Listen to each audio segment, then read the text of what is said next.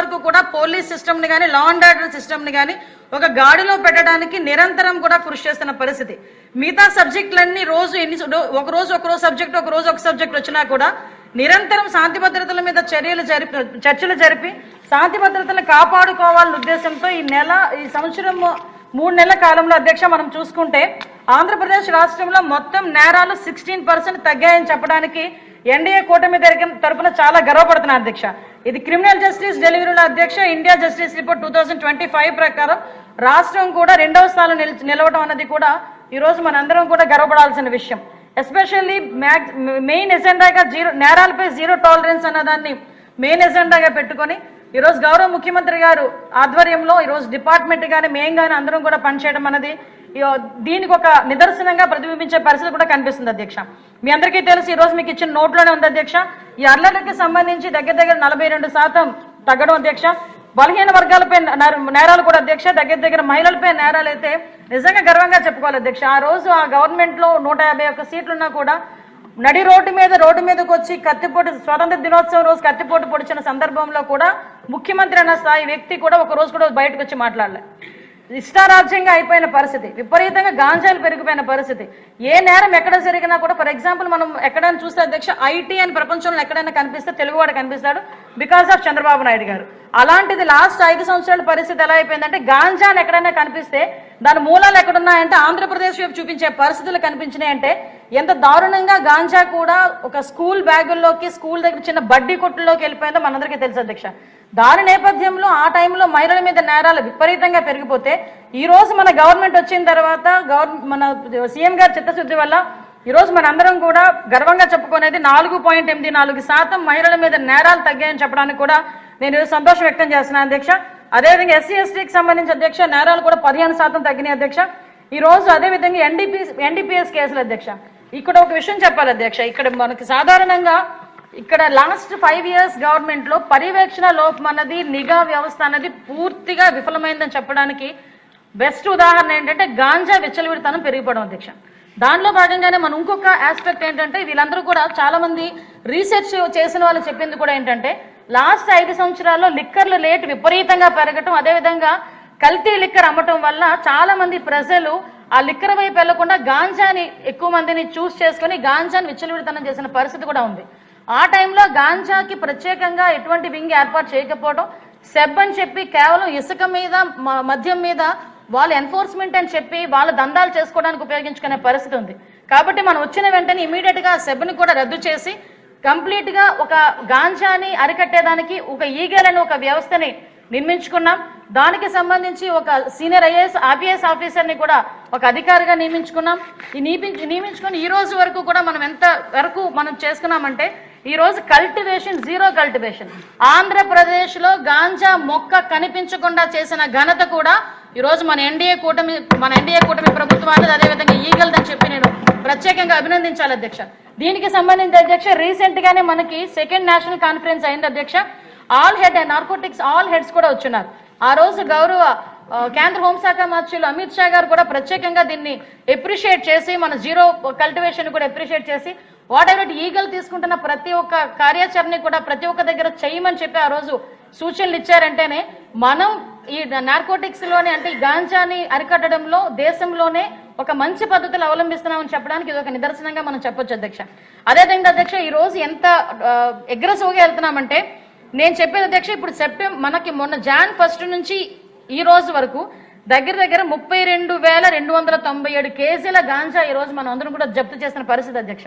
దాంతోపాటు 1,274 cases NDPS cases register అయినాయి అధ్యక్ష. దగ్గర 3,209 మంది మీద అరెస్టులు చేశాం అధ్యక్ష. అవే కాకుండా అధ్యక్ష 519 వెహికల్స్ కూడా మనం సీజ్ చేసుకున్నాం అధ్యక్ష. ఈ రోజు ఎన్డీపీఎస్ యాక్ట్ అంటే చాలా బలమైన యాక్ట్. ఒక్కసారి ఆ యాక్ట్ దగ్గరికి వెళితే గనక తిరిగి మళ్ళా జైలు నుంచి తిరిగి రాలేరు అని చెప్పుకోవడానికి ప్రత్యేకంగా హైకోర్టు అనుమతితో దగ్గర 13 కోర్టులు కూడా స్పెషల్ కోర్టులు కూడా ఏర్పాటు చేసుకుని కన్విక్షన్ రేటు పెరుగుతూ ఉంటే భయం అనేది ఏర్పడుతుందనే ఉద్దేశంతో ఈ రోజు మనం చేసుకునే పరిస్థితి. రీసెంట్ గా నేను ఒక సెంట్రల్ జైలు విజిట్ చేయడానికి వెళ్తే అక్కడ ఒక గాంజా ఎన్డీపీఎస్ కేసు ముద్దాయి ఉన్నాడు. ఏం చేస్తున్నావు, రిమాండ్ లో ఉన్నావా అంటే లేదు మేడం కన్విక్షన్ పడింది. ఎన్ని రోజుల్లో కన్విక్షన్ పడింది అంటే కేవలం 6 నెలల కాలంలో కన్విక్షన్ పడింది. 10 సంవత్సరాలు ఈ రోజు నేను నాకు కన్విక్షన్ పడిందని చెప్పే సందర్భం. ఎందుకంటే ఎన్డీపీఎస్ కేసుల్లో అంత మనం స్ట్రిక్ట్గా ఉండే పరిస్థితి. దానికి సంబంధించి ముఖ్యంగా ఏపీలోనే ఫస్ట్ టైం, దేశంలో ఎక్కడ కూడా చేయలేనట్టుగా ఏపీలో ఫస్ట్ టైం ఈరోజు ఫైనాన్షియల్గా కూడా వాళ్ళని కొంచెం తగ్గించాలనే ఉద్దేశంతో ఆస్తులను జప్తు చేసే పరిస్థితి కూడా ఈ రోజు మనం చేస్తున్నాం అధ్యక్ష. ఇదే కాకుండా ప్రతి ఒక్క దగ్గర ఒక అవేర్నెస్ క్యాంప్ క్రియేట్ చేయాలి, ఎస్పెషల్లీ పిల్లల్లో ఒక అవేర్నెస్ క్రియేట్ చేయాలి. మీరు మొన్న లాస్ట్ టైం మాట్లాడినప్పుడు అధ్యక్ష ఇదే మాట్లాడినప్పుడు మనకి సభ్యురాలు మాధవిరెడ్డి గారు ఒక సజెషన్ ఇచ్చారు అధ్యక్ష. ఆ రోజు మీరు కూడా ఉన్నారు, చాలా మంది సజెషన్ ఇచ్చారు. ఈ మెడికల్ షాప్స్ లో కూడా డ్రగ్స్ కి సంబంధించిన కొన్ని మెడిసిన్స్ దొరుకుతున్నాయి, దాని మీద దృష్టి పెట్టండి. చిన్న పిల్లలు కూడా దీనికి అడిక్ట్ అవుతున్నారు, ఇంజెక్షన్స్ చేసుకుంటున్నారని చెప్పి ఆ రోజు మన మాధవి గారు వీళ్ళందరూ కూడా చెప్పిన తర్వాత దీని మీద ప్రత్యేకంగా ఆపరేషన్ గరుడ అని చెప్పి ఏర్పాటు చేసుకుని దగ్గర 152 షాప్స్ ని సీజ్ కూడా చేయడం జరిగింది అధ్యక్ష. 50 లక్షల పైన కూడా పనిష్మెంట్ కూడా డబ్బులు కూడా ఫైనాన్షియల్ కూడా పనిష్మెంట్స్ కూడా వేసాం అధ్యక్ష. అంటే 40 ఇంకోటి ఏంటంటే సేఫ్ క్యాంపస్ అని చెప్పి ఒకటి ఏర్పాటు చేసుకున్న అధ్యక్ష. ఎక్కడైతే స్కూల్స్ ఉంటాయో చాలా మంది ఇప్పుడు మనం అడుగుతుంటాం, మన స్కూల్ పక్కనే బడ్డీ ఉందండి, ఆ బడ్డీలో గంజా అమ్ముతున్నారండి, లేకపోతే బడ్డీలో గాంజాకు సంబంధించి చాక్లెట్స్ అమ్ముతున్నారండి, దీన్ని అరికట్టాలి. దీనికి ఆపరేషన్ సేఫ్ క్యాంపస్ అని చెప్పి మనం పేరు పెట్టుకొని దగ్గర 40,000 స్కూల్స్ మీద, స్కూల్ పక్కన బడ్డీ కొట్ల మీద రైడ్ చేసి అవన్నీ కూడా స్వాధీనం చేసుకుని కొంతమంది మీద చర్యలు తీసుకొని వాళ్ళందరి మీద కూడా కేసులు కూడా పెట్టడం జరిగింది అధ్యక్ష.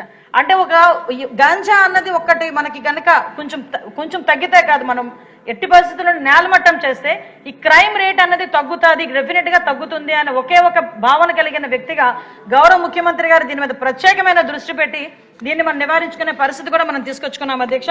ఇలాంటి మనం చెప్పుకుంటూ పోతే అధ్యక్ష ఈ రోజు ఆపరేషన్ చైతన్య అని, సంకల్ప అని ప్రతి ఒక్క స్కూల్లోని కూడా పిల్లలకి అవేర్నెస్ ఈగల్ క్లబ్స్ దగ్గర గౌరవ మానవ వనరుల శాఖ మంత్రులు నారా లోకేష్ గారి ఆధ్వర్యంలో ప్రతి ఒక్క స్కూల్లోని కూడా ఈగల్ క్లబ్స్ ఏర్పాటు చేసుకొని సుమారుగా 40,000కు పైగా ఈగల్ క్లబ్స్ ఏర్పాటు చేసుకొని వాళ్ళు ఓన్లీ గాంజా మీద వాళ్ళ అవేర్నెస్ కాదు అధ్యక్ష, దానికి సంబంధించి ఎన్డీపీఎస్ యాక్ట్ అంటే ఏంటి, ఎన్డీపీఎస్ యాక్ట్ లో కనుక ఇరుక్కుంటే ఎలాంటి శిక్షలు పడతాయి, జీవితాలు ఎలా నాశనం అవుతాయి, పోక్సో కేసు అంటే ఏంటి, ఆ చట్టాల మీద అవగాహన కల్పించడానికి కూడా ఈ ఈగల్ క్లబ్స్ వాళ్ళని ఉపయోగించుకొని వాళ్ళకి అవేర్నెస్ క్యాంప్స్ ఇచ్చుకోవడం జరుగుతుంది అధ్యక్ష. ఇక్కడ ఈ సందర్భంగా అందరూ ఎమ్మెల్యేస్ అందరూ ఇక్కడే ఉన్నారు, గౌరవ సభ్యులందరూ ఉన్నారు, స్పీకర్ గారు ఉన్నారు, చైర్ సాక్షిగా నేను ఒక చిన్న రిక్వెస్ట్ అధ్యక్ష, ఇది మనందరి బాధ్యత. ఎందుకంటే ఈ రోజు ఒక జనరేషన్ కోల్పోయిన పరిస్థితి గాంజా వలన. లాస్ట్ 5 సంవత్సరాలు వాళ్ళ తాలూకు నిర్లక్ష్యం వల్ల ఒక జనరేషన్ ని కోల్పోయాం. ఇంకా దీన్ని ఇంకొంచెం మనం గనక గట్టిగా పట్టుకోకపోతే, గట్టిగా దీని మీద నివారణ చర్యలు తీసుకోకపోతే, గవర్నమెంట్ పరంగా తీసుకోవాల్సిన నివారణ చర్యలు తీసుకుంటున్నాం. మన బాధ్యతగా మన నియోజకవర్గాల్లో కనీసం వారంలో ఒక్కరోజు 1 గంట ఏదైనా ఒక స్కూల్కి వెళ్ళి పిల్లలతో కూర్చొని ఈ ఎన్డీపీఎస్ యాక్ట్ మీద అవగాహన కల్పించాల్సిందిగా ఇక్కడ మీ ద్వారా సభ్యులందరినీ కూడా రిక్వెస్ట్ చేస్తున్నాను అధ్యక్ష. ఇది మనందరి బాధ్యతగా తీసుకోమని మరొకసారి మిమ్మల్ని అందరినీ కోరుకుంటున్నాను అధ్యక్ష. అదేవిధంగా ఈ రైల్వే స్టేషన్స్ లో కానీ, ఇంటర్ డిస్ట్రిక్ట్స్ లో కానీ, ఈ ఒరిస్సా వాళ్ళతోని, తమిళనాడు, అదేవిధంగా కర్ణాటక వీళ్ళందరితోని కూడా మనం కోఆర్డినేషన్ మీటింగ్ పెట్టుకున్నాం అధ్యక్ష. ఎందుకంటే ఇప్పుడు మన దగ్గర కల్టివేషన్ అయితే తగ్గింది కానీ ట్రాన్స్పోర్టేషన్ విపరీతంగా ఉంది అధ్యక్ష. ఆ ట్రాన్స్పోర్టేషన్ కూడా మనకి నియర్ బై ఉన్న స్టేట్స్ ఒరిస్సా దగ్గర నుంచి, ఛత్తీస్గఢ్ దగ్గర నుంచి కూడా మనకి ట్రాన్స్పోర్ట్ జరుగుతుంది. దాన్ని ఎప్పటికప్పుడు అరికట్టడంలో ఈ రోజు ఈగల్ డిపార్ట్మెంట్ కూడా సఫలీకృతం అయింది. ఇంకా వాళ్ళు ఇంకొంచెం యాక్టివ్గా పనిచేసుకునే దానికి టెక్నాలజీని కూడా బేస్ చేసుకుని వాళ్ళకి అన్ని రకాల టెక్నికల్ సపోర్ట్ కూడా ఈ రోజు గవర్నమెంట్ ఇస్తుందని చెప్తున్నాం అధ్యక్ష. అదేవిధంగా అధ్యక్ష మీ అందరికీ తెలుసు ఈ రోజు ఉమెన్ ఎంపవర్మెంట్ ఎంత ముఖ్యమో ఉమెన్ సేఫ్టీ కూడా మనకు అంతే ముఖ్యంగా మనందరం కూడా తెలియజేసుకుంటాం అధ్యక్ష. ఈరోజు ప్రత్యేకంగా ఉమెన్ మీద మీ అందరికీ తెలుసు లాస్ట్ 5 years లో మహిళా అన్న వాళ్ళు బయటకు వచ్చి మాట్లాడితే కేసు పెట్టడం పక్కన పెట్టండి, జైలు పెట్టడం పక్కన పెట్టండి, నోటికి వచ్చినట్టు క్యారెక్టర్ అసోసియేషన్ చేయడం, దాంట్లో భాగంగానే వాళ్ళని ఎంత నీచాతినీచంగా మాట్లాడటం, బూతులు మాట్లాడటం, వాళ్ళ పిల్లలు కూడా చూసినా కూడా అలాంటివి వాళ్ళు ఇబ్బంది పడే సందర్భం, చాలా మంది వాటిని బయటకు కూడా చెప్పుకోలేక ఆత్మహత్యలు చేసుకున్న పరిస్థితి కూడా చాలా మట్టుకు కనిపించింది అధ్యక్ష. అటువంటి పరిస్థితి నుంచి ఈరోజు ఉమెన్ సేఫ్టీ అనేది కావాలి. ఈ రోజు వరకు ఏ రాష్ట్ర ప్రభుత్వం చేయని విధంగా ఉమెన్ సేఫ్టీ గురించి, ఉమెన్ చైల్డ్ సేఫ్టీ గురించి ఒక ప్రత్యేకమైన వింగ్ ని ఏర్పాటు చేసి ఒక సీనియర్ ఐపీఎస్, ఒక లేడీ ఐపీఎస్ ఆఫీసర్ని దానికి నియమించి ఈ రోజు దానికి మనకి శక్తి యాప్ ని మనం పెట్టి సుమారుగా 13 అంశాలతో శక్తి యాప్ ను కూడా మనం అందరం కూడా పునరుద్ధరించుకున్నాం అధ్యక్ష.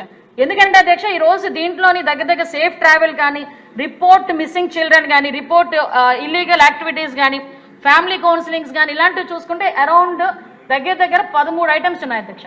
వీటితో పాటు అధ్యక్ష SOS ఉంది. SOS అనేసరికి కేవలం వాళ్ళకే వెళ్తుందని కాదు, SOS ఈ రోజు 112కి కనెక్టివిటీ చేయడం వల్ల ఎవరైనా కూడా కాల్ చేసిన వెంటనే 112కి నియర్ బై పోలీస్ స్టేషన్కి వెళ్లే పరిస్థితి.